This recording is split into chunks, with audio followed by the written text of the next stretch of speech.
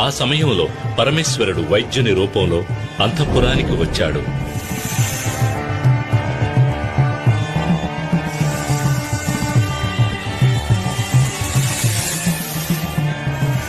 మణికంఠుని శరీరంలోని విషాన్ని తన మెడలోని సర్పం ద్వారా బయటకు రప్పించి అతన్ని ఆరోగ్యవంతుణ్ణి చేశాడు.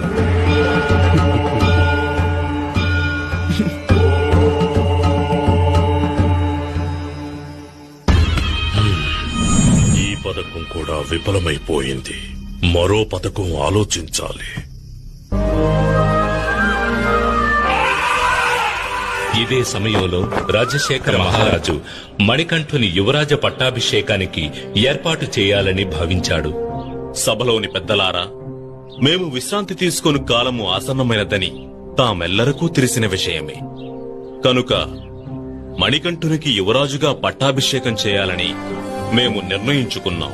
అప్పుడే కొంతకాలం తరువాత అతడు మహారాజుగా సింహాసనాన్ని అధిష్ఠించడం ఉచితంగా ఉంటుంది.